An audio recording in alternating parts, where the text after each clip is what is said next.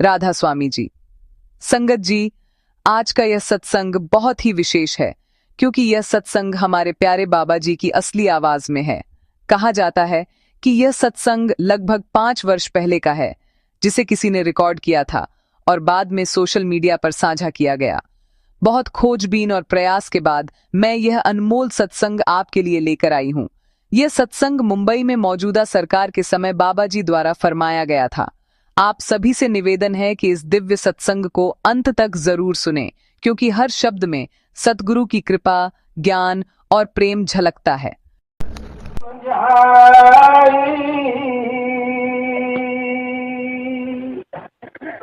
कोटि जतन से यह नहीं माने,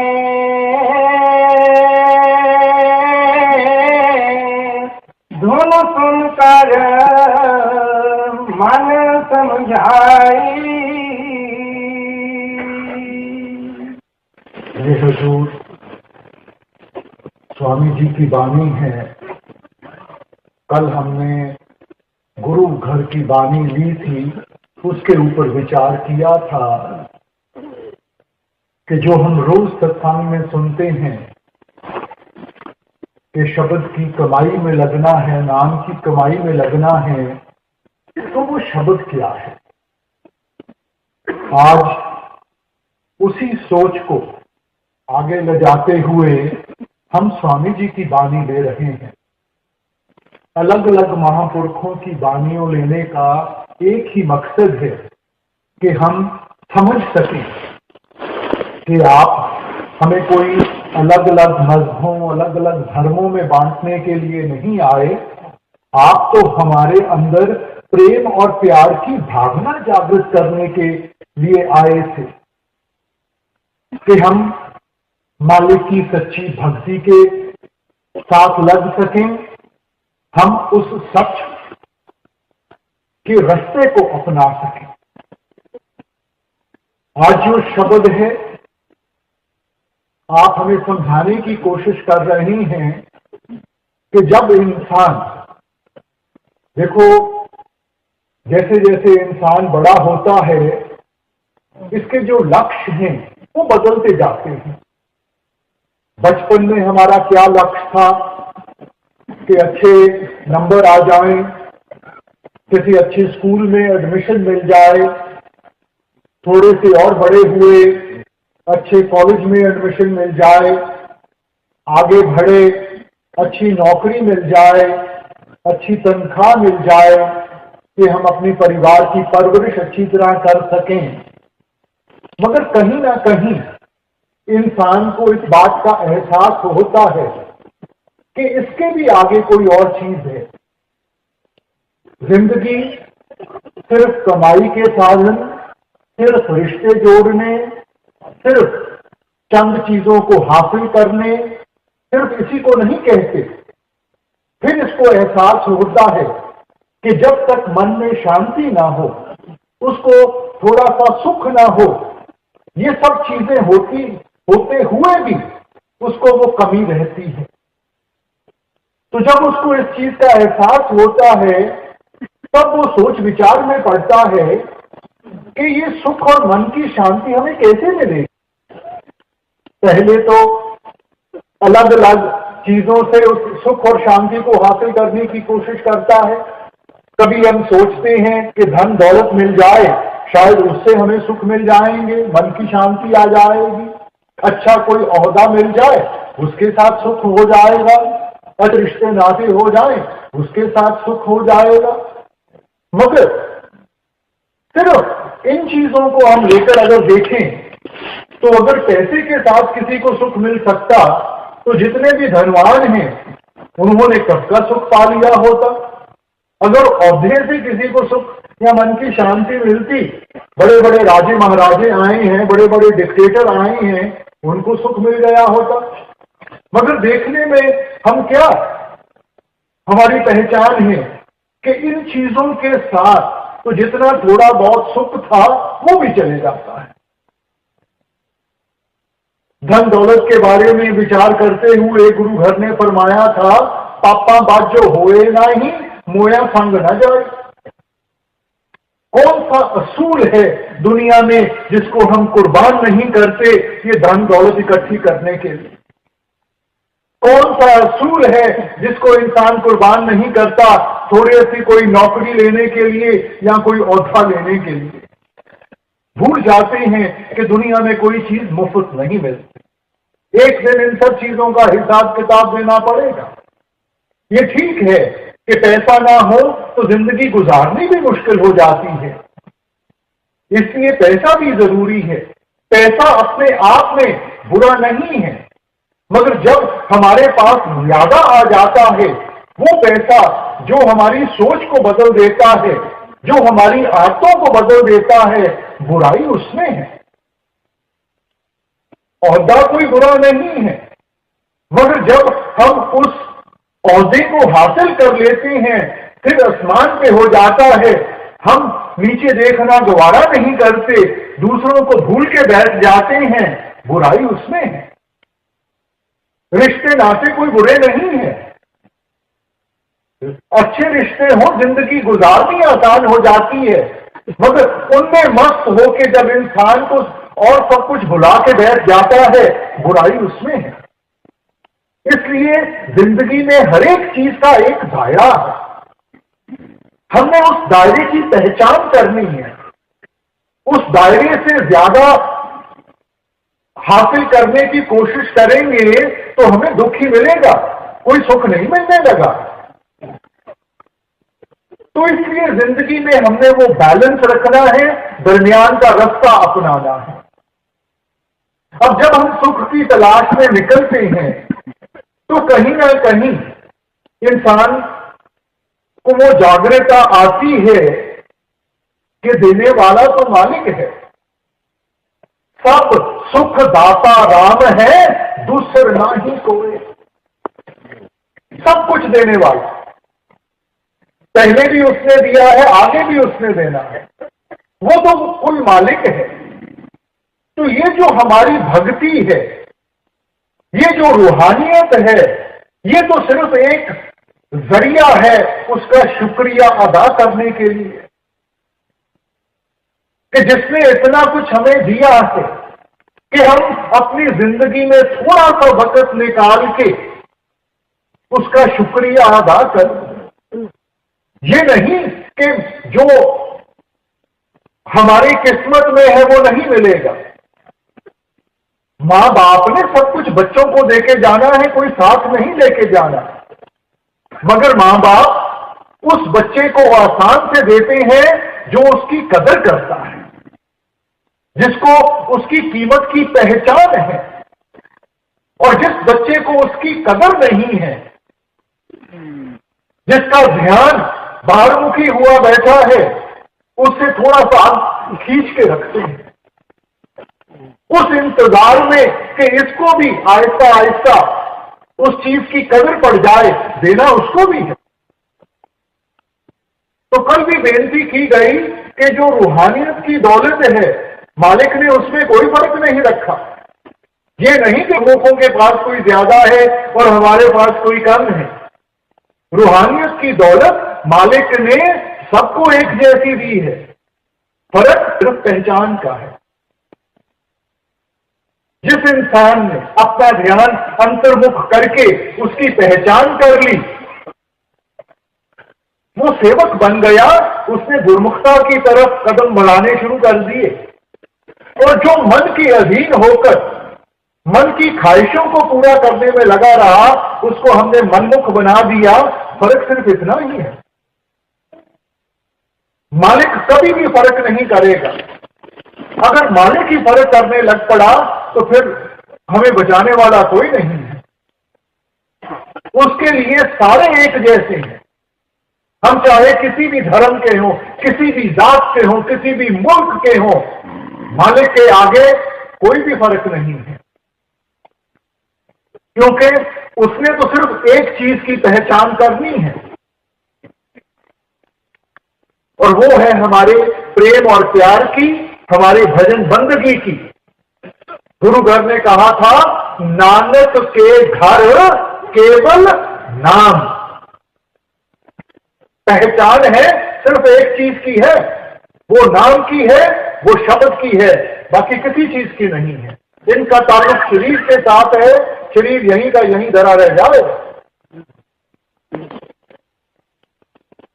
इसलिए जब इंसान को एहसास होता है कि करने कराने वाला मालिक है, तो हमारा मालिक की तरफ भी कुछ ना कुछ तो फर्ज बनता है। जिंदगी में इंसान को जो उसके हक हैं उसकी पहचान है, मगर हर एक हक के साथ जो जिम्मेवारी बनती है उसको भूला हुआ है। हर एक हक के साथ कोई ना कोई जिम्मेवारी है, तो क्या हमें उन जिम्मेवारियों का एहसास है? हमने तो चंद जिम्मेवारियों को लेकर कि ये बाल बच्चों की पालना पोषणा करनी है, धन दौलत कमानी है, इन्हीं जिम्मेवारियों में हम सारी उम्र उलझे रहे। मगर जो सबसे बड़ी हमारी जिम्मेवारी है, जिसने हमें ये बाल बच्चे दिए हैं, जिन्होंने हमें ये धन दौलत दी है, इंसान उसको भूल के बैठ जाता है। इसीलिए कबीर साहब ने चिताया था, सब कुछ अपना एक राम पर आया। इंसान सभी चीजों को अपना मानता है, अगर इससे कोई दूर है तो वो मालिक दूर है। और दूरी कोई मालिक ने नहीं बनाई, दूरी हमारी बनाई हुई है। मालिक तो हम संग है। मोह मोहे जाने दूर है, सतगुर सदा सदूर है। इस मोह और माया के जाल में फंसकर, क्योंकि मालिक हमें दिखाई नहीं देता, इसलिए हम सोचते हैं कि हमारी मालिक से दूरी हो गई है, हमें मेहनत करनी पड़ेगी, हमें वहां जाना पड़ेगा। हमने कहीं नहीं जाना, क्योंकि मालिक हमारे अंदर है। किसी भी संत महात्मा को ले लो, किसी भी ग्रंथ पोथी को ले लो, हर एक ने इशारा अंदर की तरफ किया है। वेदों शास्त्रों ने इस देही को नर नारायणी देही कह के बयान किया है कि वो देही जिसमें नारायण खुद निवास रखता है। गुरु साहिबान ने फरमाया था, हरि मंदिर ये शरीर है, ज्ञान रतन प्रगट होए। हरि का सच्चा मंदिर, उसका सच्चा द्वारा कहीं बाहर नहीं है, वो हमारे अंदर है। और जब हम अंतर्मुख होंगे तब हमारे अंदर वो जागृता आएगी, तब हमें वो सच्चा ज्ञान हासिल होगा, जिसके साथ हम उसकी पहचान कर सकें और हम उसकी सच्ची भक्ति में लग सकें। ईसाई धर्म में भी क्राइस्ट फरमाया था, ye are the temple of the living God, कि आप खुद उस परमात्मा के जीते जागते मंदिर हो। मगर क्या इंसान अंदर से उसकी तलाश करता है कि बाहर मुखी हुआ बैठा है? जो चीज बाहर है नहीं तो वो हमें मिलेगी कहां से? इसलिए आपने समझाया, सब कुछ घर में बाहर नहीं, बाहर ढूंढे सो परम बुलाई। सब कुछ घर में, सब कुछ आपके अंदर है। वस्तु कहीं ढूंढे कहीं। अगर आपके घर में कोई चीज खोई हो तो जब तक अपने घर में नहीं तलाश करोगे, वो आपको कैसे हासिल होगी, कैसे मिलेगी? इंसान तो इतना बाहरमुखी हुआ बैठा है, बाहर के साधन अपनाए हुए हैं, बाहर के तौर तरीके अपनाए हुए हैं, मगर उनके साथ मन को झूठी तसल्ली मिल जाती है, मालिक की प्राप्ति नहीं होती, मुक्ति नहीं मिलती। इसलिए जरूरी है कि मन की झूठी तसल्ली को छोड़ के, इस मन को काबू करके हम इसको सच के रास्ते पे लेके आए, उस सच की कमाई में इसको लगा। अब जब इंसान रूहानियत के रास्ते के ऊपर चलने की कोशिश करता है, सबसे बड़ी मुश्किलात इसको कहां से मिलती है? उस मन से मिलती है, क्योंकि मन आदत से मजबूर है। जैसी हमने मन को आदतें डाली हुई हैं, मन वैसे ही चलता है। इस वक्त मन का जो रुख है वो नीचे की तरफ है, बाहर की तरफ है। ये हमारे ध्यान को हर वक्त नीचे की तरफ खींच रहा है और बाहर की तरफ ले जाने की कोशिश कर रहा है। जब हम परमार्थ में आते हैं तो संत जन हमें समझाते हैं कि भाई इस ख्याल को जो सारी दुनिया में फैला हुआ है, हमने इसको एकाग्र करना है और ऊपर की तरफ लेके जाना है और यहां आंखों के पीछे टकाना है।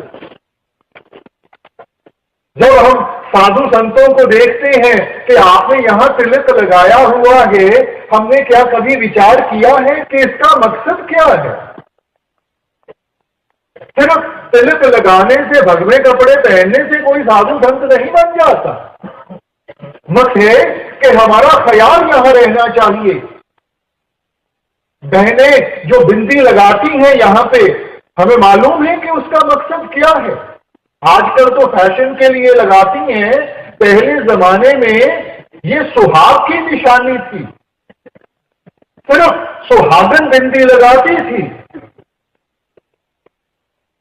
और अगर ये आत्मा रूपी उस परमात्मा रूपी कदमों में चली जाए, वो परमात्मा जो आवागमन के चक्कर से ऊपर है, जो इस 84 के जेल खाने से कहीं ऊपर निकल गया है,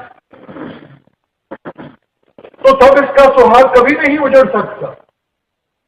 पहले जमानों में अगर औरत विधवा बन जाती थी तो उसको बड़े दुख सहने पड़ते थे, मोहताज हो जाती थी सारों के ऊपर। तो इसलिए आपने हमें समझाया कि जब हम ऐसे ये आत्मा रूपी स्त्री उस पति रूपी परमेश्वर के कदमों में जाएगी जो जन्म और मरण से कहीं ऊपर है, इसका सुहाग कभी नहीं उजड़ेगा। इसको किसी के आगे मोहताज नहीं होना पड़ेगा। फिर सच्चे सदा सुहागन।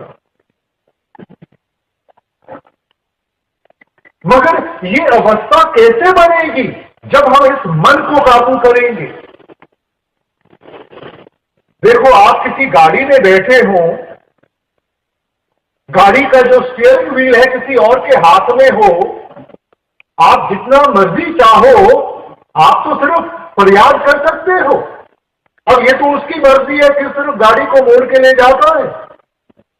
तो जब तक स्टीयरिंग व्हील हमारे हाथ में ना हो तो हम चाहते हुए भी, जानते हुए भी, देखो अपने आप को कितना मजबूर पाते हैं। तो क्या ये मन हमारे काबू में है? मन की क्या अवस्था है? ए मन मैला अंधा है किस आंख सुनावा। ऐसे इस कर्म कांड में फंस गया है कि अपनी असलियत को भूल के बैठ गया है। और ये मैल कोई सिर्फ अब की नहीं है, जन्म जन्म की इस मन को मन लागी काला होया क्या। पता नहीं कितने जन्मों के ये कर्म इकट्ठे किए हुए हैं। देखो, घर में कोई बर्तन हो जिसमें रोज हम खाना बनाते हो, आहिस्ता आहिस्ता, और उसको बर्तन को कभी हम साफ ना करें तो क्या होगा? आहिस्ता आहिस्ता उस बर्तन के ऊपर गंदगी जमनी शुरू हो जाएगी। और कोई ऐसा बर्तन भी आ जाएगा जब उसकी चमक हमें याद नहीं रहेगी, क्योंकि रोज उस गंदगी को देखते हैं तो हम ये समझना शुरू कर देते हैं कि यही इसकी असलियत है। मगर फिर कोई हमारे पहचान वाला आता है, हमें समझाता है कि भाई ये बर्तन इतना गंदा है, इसको कभी साफ भी कर लिया करो। अब उसको साफ करना शुरू करेंगे, एक सह गंदगी की निकलती है, नीचे एक और सह मिलती है, वो निकलती है, नीचे एक और सह मिलती है, क्योंकि इतनी देर महीनों महीने वो बर्तन साफ नहीं किया। अब हिम्मत छोड़ के बैठ जाएंगे तो वो बर्तन गंदे का गंदा रह जाएगा। मगर उसको रगड़ते जाएंगे, कहीं ना कहीं उसकी चमक सामने आ जाएगी। फिर इंसान को एहसास होता है ये गंदगी कोई और चीज है, वो चमक कोई और चीज है। इसीलिए महापुरुषों ने आकर मन की अवस्था हमें समझाते हुए आपने क्या फरमाया था? मन तू ज्योत स्वरूप है, अपना मूल पहचान। ये गंदगी इसकी असलियत नहीं है, ये तो ज्योत स्वरूप है, उस प्रकाश का हिस्सा है। अगर वो प्रकाश हमें दिखाई नहीं देता, वो सिर्फ इसलिए कि हम यहां कर्म कांड में आके फंस गए हैं और ये इतने कर्म इकट्ठे कर लिए हैं कि असल की पहचान ही नहीं रही। तो संत महात्मा, उनका आने का मकसद कोई हमारे से माथे टिकाने का नहीं है, हमारे से सिर झुकाने का नहीं है। उनका मकसद है समझाने का कि भाई आपकी असलियत क्या है। आप तो उस मालिक के घर से आए हो। इंसान उस वक्त तक ही आगे हाथ फैलाता है जब तक उसको अपने असल की पहचान ना हो। राजे का बेटा होकर अगर गली में भीख मांगता फिरता है क्योंकि उसको एहसास नहीं है कि उसका पिता कौन है, और जिस दिन उस चीज का एहसास होता है फिर वो भीख नहीं मांगता, अपना हक मांगता। और वैसे ही रूहानियत के साथ हमने अपने अंदर वो जागृता लानी है कि हमारी असलियत क्या है। जब से इंसान आया है यही प्रश्न में उलझा हुआ है कि मैं कौन हूं, मेरी असलियत क्या है। अंग्रेजी फिलोसोफर्स ने कह दिया, I think therefore I am. क्योंकि मेरी सोच है, उस सोच के साथ मैं कदम उठाता हूं, इसीलिए मेरा वजूद बना हुआ है। सोच कहां से आती है? मन से आती है। तो क्या हमारा दायरा वो मन तक ही सीमित रह गया? इसलिए हमने पहले तो ये पहचान करनी है कि हमारी असलियत क्या है। इस वक्त हमने तो इस शरीर को असलियत समझ के बैठे हुए हैं, क्योंकि इंसान जो कुछ भी करता है सिर्फ इस शरीर को संवारने के लिए करता है। असल को भूल गया। शरीर यहीं का यहीं धरा रह जाएगा। तो असल क्या है? असल हमारी आत्मा है। मगर सारे जीवन हम रात को सोते हैं, शरीर को आराम चाहिए। खाना खाते हैं, शरीर को ताकत चाहिए। कमाई करते हैं, शरीर की देखभाल करनी है। मगर क्या हमने विचार किया है कि आत्मा की खुराक कौन सी है? आत्मा को आराम कहां से मिलेगा? तो जो असल है उसको इंसान भुला बैठा है, और जिस चीज में साथ नहीं निभना उसको संवारने में लगा हुआ है। तो संतों ने आकर हमें थोड़ा सा समझाने की कोशिश की कि भाई ये आपकी असलियत नहीं है। आपका एक और भी फर्ज बनता है जो उस आत्मा की तरफ है, जो उस परम आत्मा की तरफ है, परमात्मा की तरफ। मालिक ने अगर इंसान को उत्तम से उत्तम जामा दिया है तो किस लिए दिया है? मालिक हमें पेड़ पौधे भी बना सकता था, जानवर भी बना सकता था। हमारे और निचली जूनियों में क्या फर्क है कि मालिक ने इंसान को विवेक की ताकत दी है, वो सेंस ऑफ डिस्क्रिमिनेशन दिया है। आपने फरमाया था, 184 जून सभाई मानस को प्रभ दी वडियाई, इस पौड़ी से जो नर चूके सो आए जाए दुख पाए। 84 लाख जूनियां बनाकर इनको 2 हिस्सों में बांट दिया गया। एक कर्म जूनी है, दूसरी भोग जूनी है। जो इंसान की जूनी है वो कर्म जूनी है, बाकी जितनी भी जूनियां हैं वो भोग जूनियां हैं, भुगतान दे रही हैं। मालिक की बख्शिश हो, इन कर्मों के दायरे से आगे बढ़ सके, कर्म जूनी में पहुंच जाते हैं। मगर कर्म जूनी का मकसद क्या है? वो चेतावनी देते हैं, इस पौधे जो नर चूके। उदाहरण लेकर कि देखो एक सीढ़ी है, मान लिया जाए उसके 84 लाख स्टेप्स हैं, चढ़ते गए आखिरी स्टेप पे पहुंच गए हैं। थोड़ी सी मेहनत की, भक्ति की, सदा के लिए सीढ़ी से छुटकारा मिल गया। मगर आखिरी स्टेप पे भी आकर अगर हमारा पैर फिसल गया, पता नहीं कहां जाके जन्म मिलेगा, कहां जाके सहारा मिलेगा, उस समय मालिक की भक्ति का मौका मिले ना मिले। इस पौड़ी पे जो न चूके सो आए जाए दुख पाएगा। बार बार आना पड़ेगा, बार बार दुख और मुसीबतों से गुजरना पड़ेगा। इसलिए क्या मकसद है इस जीवन का? यही संत महात्मा आकर हमें समझाने की कोशिश करते हैं कि भाई परापत मानुख दे हरिया, गोविंद मिलन की यह तेरी वरिया, अवर काज तेरे किते न काम, मिल साध संगत भज केवल नाम। भाई परापत मानुख दे हरिया कि इंसान का जामा मिला है, किस लिए मिला? गोविंद मिलन की यह तेरी वरिया, ये जो बारी है मालिक की प्राप्ति के, उसकी भक्ति के लिए ली गई है। अगर काज तेरे कितने न काम, जिन चीजों में हम फंसे हुए हैं उन्होंने लेके नहीं लगना, वो यहीं की यहीं धरी रह जाएंगी। ये सारे औहदे, ये धन दौलत, ये रिश्ते नाते यहीं के यहीं धरे रह जाएंगे। इनका ताल्लुक शरीर के साथ है, शरीर यहीं रह जाएगा। और किस कार्य की तरफ ध्यान देते हैं? मिल साध संगत भज केवल नाम। वो नाम की कमाई, शब्द की कमाई। मगर इंसान पहले तो आलसी है और फिर आहिस्ता आहिस्ता फिर उन्हीं पुरानी आदतों में जाके फंस जाता है। इसीलिए स्वामी जी ने आकर अपनी वाणी के साथ हमें बार बार चेतावनी दी, प्रेम और प्यार से समझाने की कोशिश की कि भाई समझने की कोशिश करो, ये मन हमारा असल नहीं है, ये शरीर हमारा असल नहीं है।